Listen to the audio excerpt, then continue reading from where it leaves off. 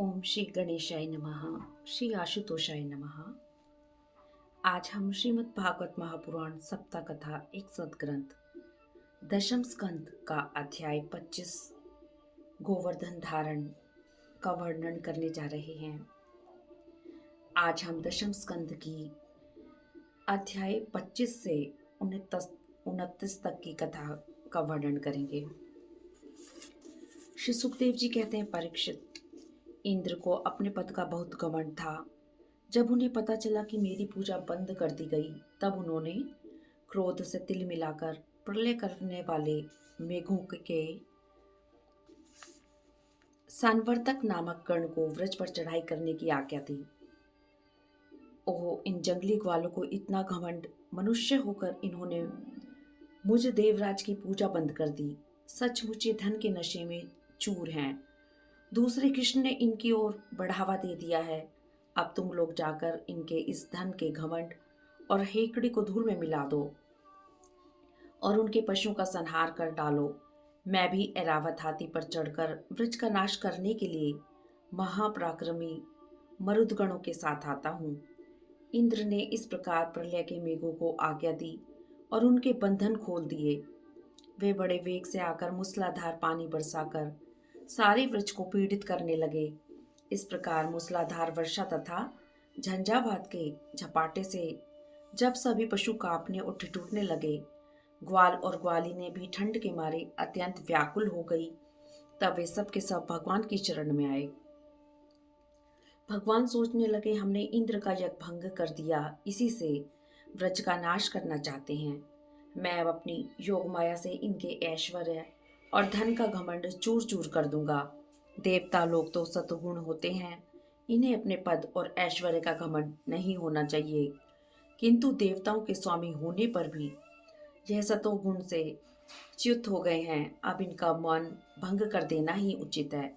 यह समस्त व्रज मेरे आश्रित है, एकमात्र मैं ही इनका रक्षक हूँ, अतः मैं अपनी योग माया से इसकी रक्षा करूँगा। मेरा व्रत है कि मैं संतों की रक्षा करता रहूं। यह अवसर मेरे व्रत पालन का ही है। ऐसा सोचकर श्री कृष्ण ने एक हाथ से गिरिराज गोवर्धन को उखाड़ लिया और छाते की तरह अपने हाथ पर धारण कर लिया। इसके बाद सारे ब्रजवासियों को उसके नीचे बुला लिया। वे सब आ गए। भगवान ने उनकी भूख प्यास की पीड़ा, आश्रम विश्राम की आवश्यकता आदि सब कुछ बुलाकर 7 दिन तक उस पर्वत को उठाए रखा। भगवान की योग माया का यह प्रभाव देकर इंद्र की सारी हेकड़ी बंद हो गई। इसके बाद उन्होंने मेघों को वर्षा करने से रोक दिया। जब गोवर्धनधारी भगवान ने देखा कि यह भयंकर आंधी और घनघोर वर्षा बंद हो गई, सूर्य दिखने लगा, तब उन्होंने गोपों से कहा, मेरे प्यारे गोपों, अब तुम लोग निर्भय होकर सबको लेकर बाहर आ जाओ। भगवान की आज्ञा पाकर सब बाहर निकल आए। श्री कृष्ण ने गिरिराज को पूर्ववत उनके स्थान पर रख दिया। व्रजवासियों का हृदय प्रेम के आवेग से भर रहा था। पर्वत को रखते ही सब उनके पास दौड़कर आए। यशोदा रानी, रोहिणी जी, नंद बाबा और बलराम जी ने स्नेह आतुर होकर श्री कृष्ण को हृदय से लगा लिया और आशीर्वाद दिया। बड़ी बड़ी गोपियों ने स्नेह से उनका मंगल तिलक किया और उन्मुक्त हृदय से आशीर्वाद दिया। यशोदा जी, रोहिणी जी, नंद बाबा और बलराम जी ने स्नेह से विहल होकर श्री कृष्ण को हृदय से लगा लिया तथा आशीर्वाद दिया। आकाश से देवता, सिद्ध, गंधर्व और चारण आदि फूलों की वर्षा करने लगे। गीत वाद के साथ नृत्य होने लगे। इसके बाद सबने व्रज की यात्रा की। इस तरह दशम स्कंद पूर्वार्ध का 25 अध्याय समाप्त हुआ।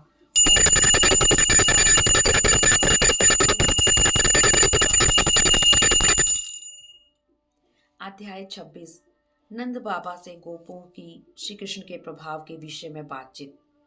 श्री सुखदेव जी कहते हैं, परीक्षित, व्रज के गोप भगवान श्री कृष्ण के ऐसे अलौकिक कर्म देखकर बड़े आश्चर्य में पड़ गए।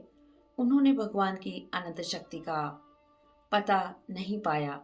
वे आपस में कहने लगे, इस बालक का हमारे जैसे गंवार लोगों में जन्म लेना तो इसके लिए निंदा की बात है। इस 7 वर्ष के बालक ने एक ही हाथ से गिरिराज गोवर्धन को उखाड़कर 7 दिनों तक उठाए रखा। यह साधारण मनुष्य के लिए भला कैसे संभव है? जन्म से लेकर आज तक जिन जिन अलौकिक कर्मों को इसने किया है, उससे हमें बड़ी शंका हो रही है। नंद जी, क्या आप बता सकते हैं इसका क्या कारण है? नंद बाबा ने कहा, गोपो, तुम्हारी शंका दूर करने के लिए मैं महर्षि गर्ग के बारे में बताता हूँ।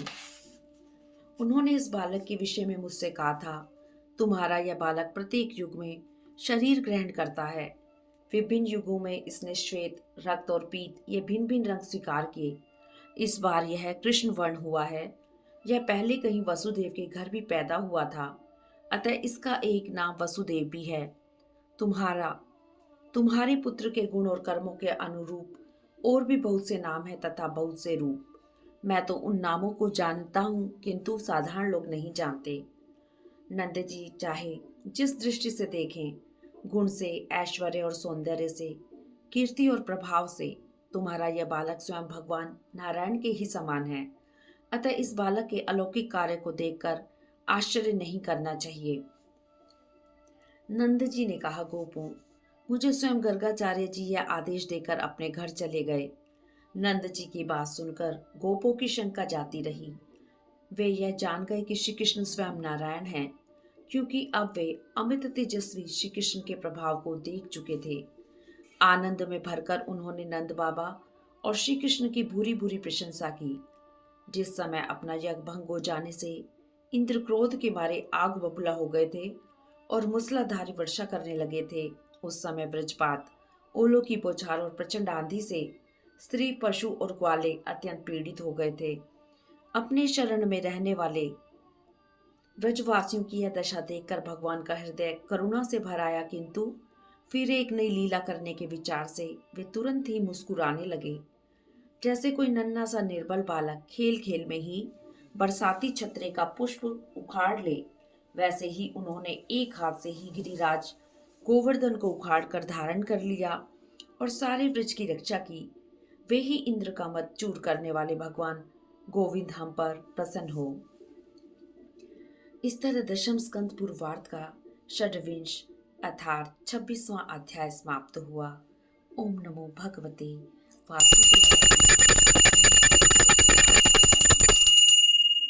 अध्याय 27, श्री कृष्ण का अभिषेक।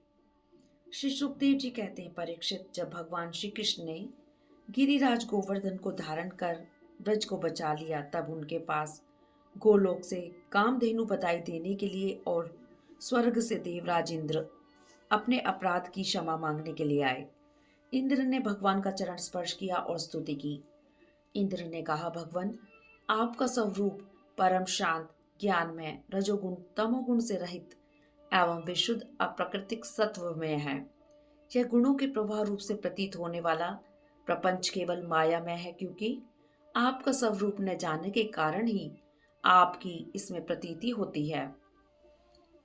जब आपका संबंध अज्ञान और उसके कारण प्रतीत होने वाले देह आदि से है ही नहीं, फिर उन देह आदि की प्राप्ति के कारण तथा उन्हीं से होने वाले क्रोध, लोभ और दोष आदि तो आप में हो ही कैसे सकते हैं? प्रभु, इन दोषों का होना तो अज्ञान का लक्षण है।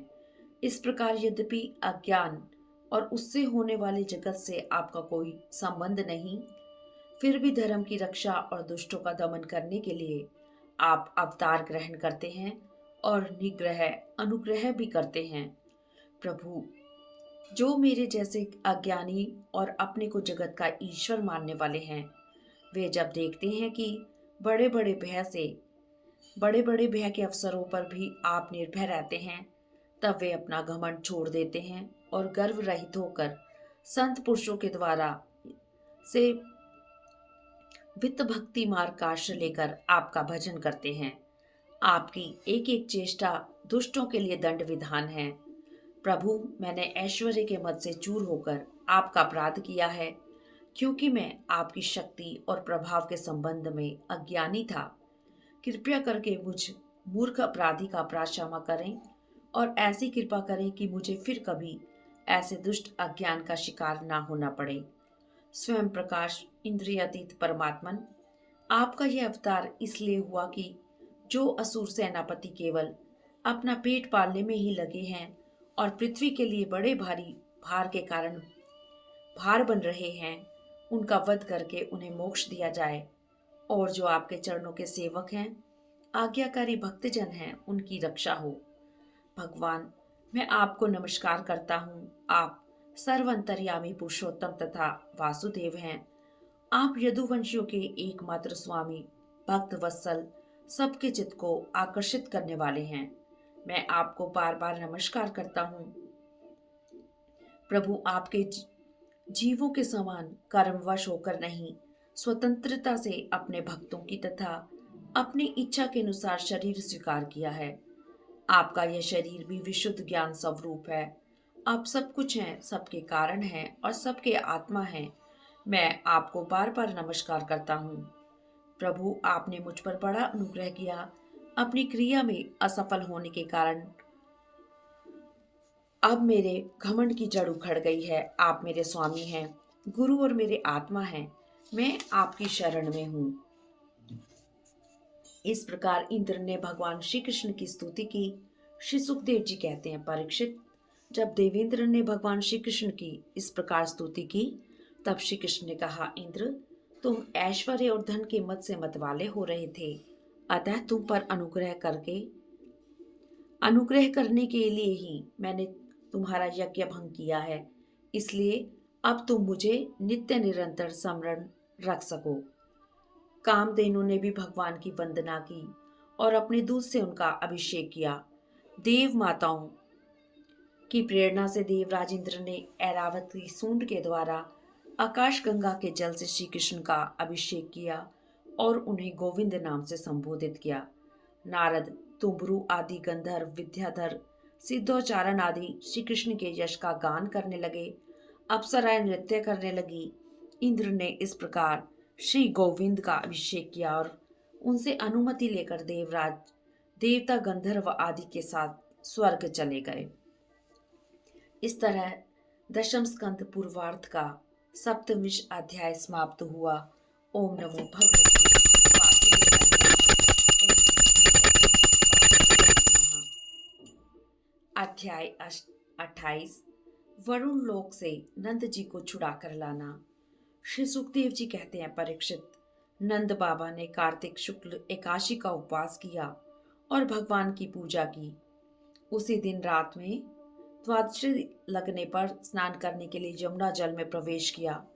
उस समय असुरों की बेला होने के कारण वरुण के असुर सेवक ने उन्हें पकड़ लिया और अपने स्वामी वरुण के पास ले गया। व्रज के सारे गोप श्री कृष्ण और बलराम जी की शरण ले रोने पीटने लगे। भगवान श्री कृष्ण जानते थे कि यह वरुण के सेवक की करतूत है। तत्काल वे वरुण लोग गए। वरुण ने देखा कि साक्षात भगवान ही पधारे हैं। तब उन्होंने उनकी पूजा की। भगवान के दर्शन से उनका रोम रोम खिल उठा और उन्होंने भगवान की स्तुति की। वरुण जी ने स्तुति करते हुए कहा, प्रभु, आज मेरा शरीर धारण करना सफल हुआ। आज मुझे संपूर्ण पुरुषार्थ प्राप्त हो गया, क्योंकि आज मुझे आपके चरणों की सेवा का शुभ अवसर प्राप्त हुआ है। भगवान, जिन्हें भी आपके चरणों की सेवा का शुभ अवसर मिला, वे भवसागर से पार हो गए। आप भक्तों के भगवान, वेदांतियों के ब्रह्मा और योगियों के परमात्मा हैं। आपके स्वरूप में विभिन्न लोग सृष्टियों की कल्पना करने वाली माया नहीं है, ऐसा श्रुति कहती हैं। मैं आपको नमस्कार करता हूँ। भगवान, मेरा यह सेवक बड़ा मूढ़ और अनजान है। वह अपने कर्तव्य को भी नहीं जानता। वही आपके पिताजी को ले आया है। आप कृपा करके उसका अपराध क्षमा कीजिए।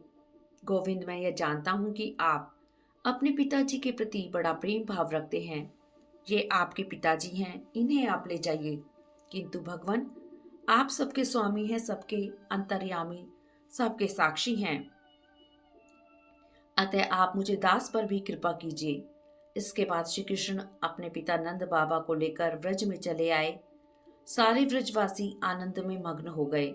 सभी ने भगवान को प्रणाम किया। उन्होंने ये जान लिया कि श्री कृष्ण साक्षात स्वयं भगवान हैं।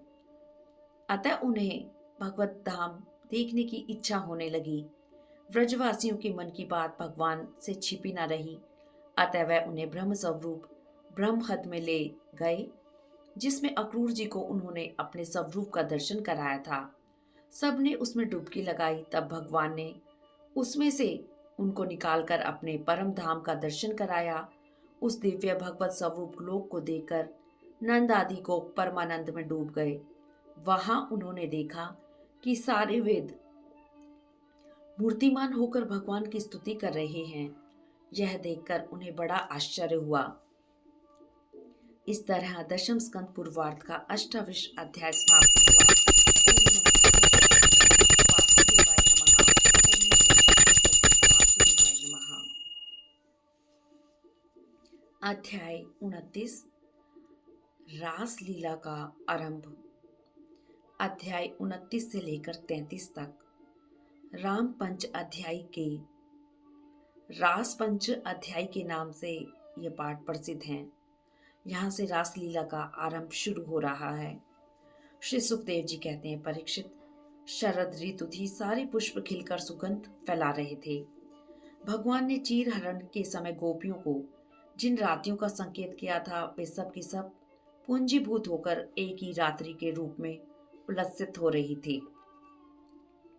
भगवान ने उन्हें और दिव्य बना दिया। उन्होंने अपनी योग माया के सारे उन्हें निमित्त बनाकर रसमयी रास क्रीड़ा करने का संकल्प किया। बिना मन की भी उन्होंने अपने प्रेमियों की इच्छा पूर्ण करने के लिए मन स्वीकार किया। भगवान के संकल्प करते ही शरद ऋतु की छटा बिखर गई। पूर्णिमा की रात्रि थी। चंद्रदेव का मंडल अखंड था। भगवान ने व्रत सुंदरियों के मन को हरण करने वाली काम बीज क्लीम की अस्पष्ट एवं मधुरतान छेड़ी। वंशी ध्वनि सुनते ही उनकी विचित्र गति हो गई। श्री कृष्ण को पति रूप में प्राप्त करने की जिन्होंने एक साथ साधना की थी, वे एक दूसरे को बिना बताए ही वहां के लिए चल पड़ी। जो गोपी दूध दही मथ रही थी, वह दूना छोड़कर चल पड़ी। जो चूल्हे पर ओंटा रही थी, वे उफनता दूध छोड़कर चल पड़ी। जो भोजन परस रही थी, परोसना छोड़कर, और जो बच्चे को दूध पिला रही थी, वे दूध पिलाना छोड़कर, और जो पतियों की सेवा कर रही थी, वे पति सेवा छोड़कर प्यारे कृष्ण के पास चल पड़ी। जो चंदन उपटन या अंजन लगा रही थी, वे सब छोड़कर उल्टे पुल्टे वस्त्र धारण कर चल पड़ी। पिता, भाई, पति आदि सगे संबंधियों ने उन्हें रोका, पर वे न रुकी। कुछ गोपियों को बाहर निकलने का मार्ग न मिला। तब उन्होंने भगवान का ध्यान किया। वे वहीं आंखें मूंद कर बैठ गई। उनके सारे अशुभ संस्कार भस्म हो गए। उनका ध्यान लग गया। ध्यान में उनके सामने भगवान श्री कृष्ण प्रकट हो गए। उन्होंने मन ही मन बड़े आवेग से उनका आलिंगन किया। उन्हें इतनी शक्ति और शांति मिली कि उनके सब के सब पुण्य के संस्कार एक साथ ही क्षीण हो गए। यद्यपि श्री कृष्ण के प्रति उनका जार भाव भी था, किंतु परमात्मा से आलिंगन करने के कारण उन्होंने पाप पुण्य से युक्त गुण में शरीर का परित्याग कर दिया। इस प्रकार भगवान की लीला में सम्मिलित होने योग्य दिव्य अप्राकृतिक शरीर प्राप्त कर लिया। महाराज परीक्षित ने पूछा, भगवान श्री कृष्ण को अपना प्रियतम मात्र वे उन्हें ब्रह्म भाव से नहीं देखती थी। उनकी दृष्टि केवल प्राकृतिक गुणों में ही आसक्त दिखाई पड़ती है। ऐसी स्थिति में उनके लिए गुणों के प्रभाव रूप इस संसार की निवृत्ति कैसे संभव हुई? श्री सुखदेव जी कहते हैं, परीक्षित, वास्तव में भगवान प्राकृतिक संबंधी वृद्धि विनाश प्रमाण प्रमेय और गुणी भाव से परे हैं। वे अचिंत्य अनंत अप्राकृतिक परम कल्याण स्वरूप गुणों के एकमात्र आश्रय हैं। उन्होंने यह जो अपने को एवं अपनी लीला को प्रकट किया है, उसका प्रयोजन केवल इतना ही है कि जीव उनके सारे अपना कल्याण कर ले। अतः भगवान से केवल संबंध हो जाना चाहिए।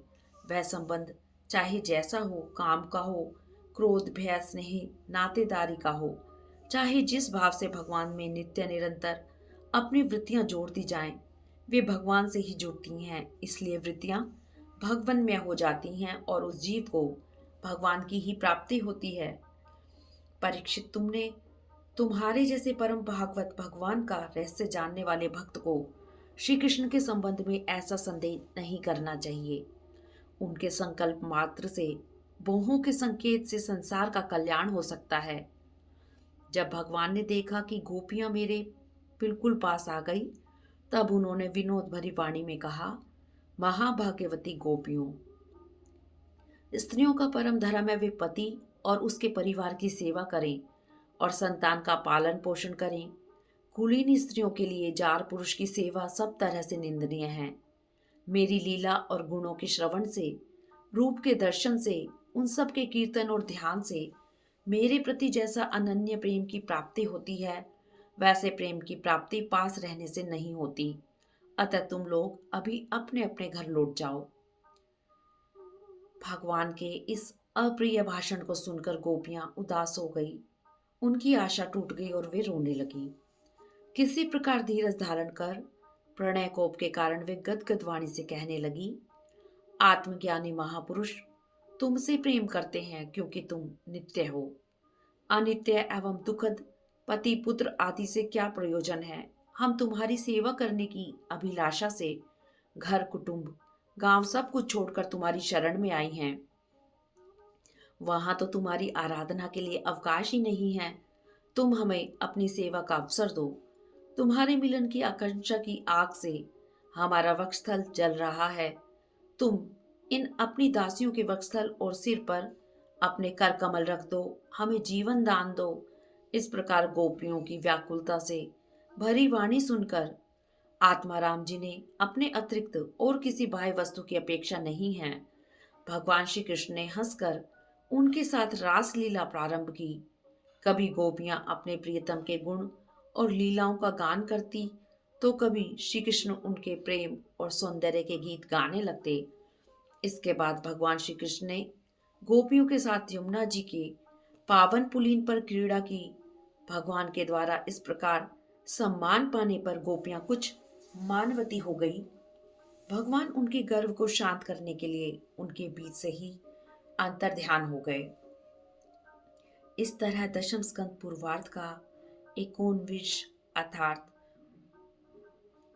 29 अध्याय समाप्त हुआ, अर्थात 29वां अध्याय समाप्त हुआ। हरिओम तत्सत। अध्याय 30। श्री कृष्ण के विरह में गोपियों की दशा। श्री सुखदेव जी कहते हैं, परीक्षित, भगवान के सहसा अंतर ध्यान हो जाने से व्रज युवतियों की ऐसी दशा हुई जैसे युद्धपति गजराज के बिना हथनियों की होती है। उनका हृदय विरह की ज्वाला से जलने लगा। वे अपने को भूलकर श्री कृष्ण स्वरूप हो गई। उन्हीं की लीला विलास का अनुसरण करती हुई मैं श्री कृष्ण हूँ यह कहने लगी।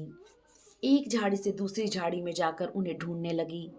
वे वनस्पतियों से, पेड़ पौधों से उनका पता पूछने लगी। उन्होंने वृक्षों से तुलसी, मालती, मल्लिका, जूही, रसाल, प्रियार, कटहल, पीतशाल, कचनार, जामुन, आक, बैल, मोलसिरी, आम, कदम, नीम आदि से, पृथ्वी से, लताओं आदि से श्री कृष्ण को पूछा।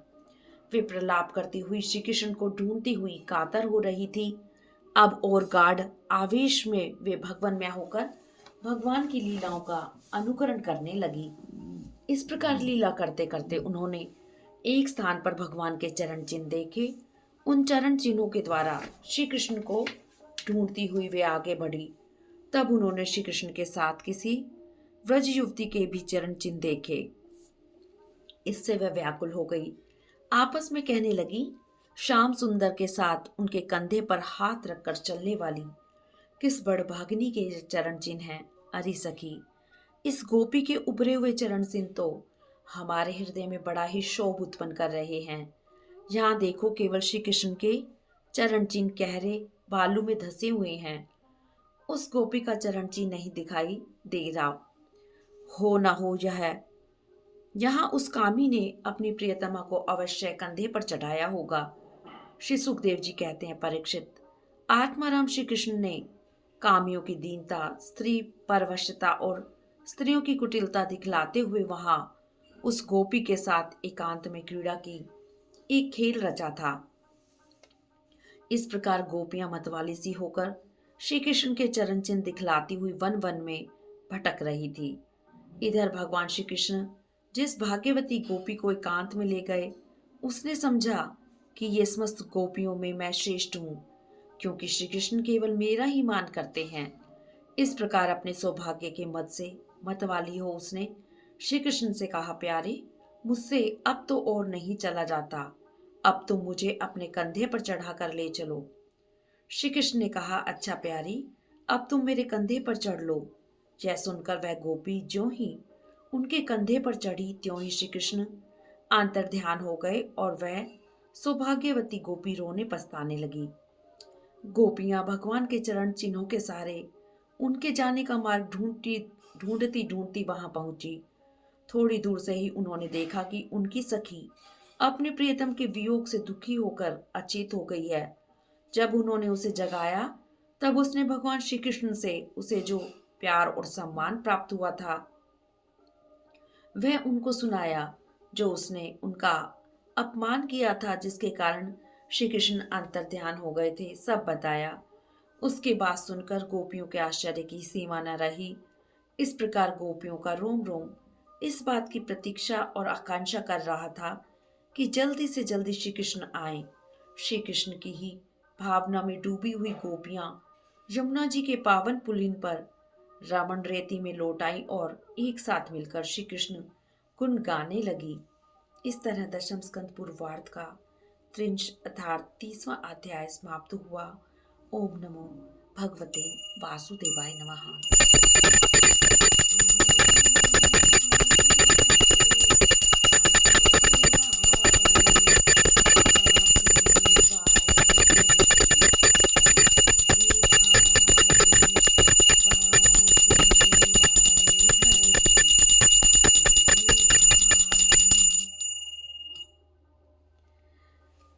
हमारी दशम स्कंद की अध्याय 25 से 30 की कथा का समापन यहीं पर होता है।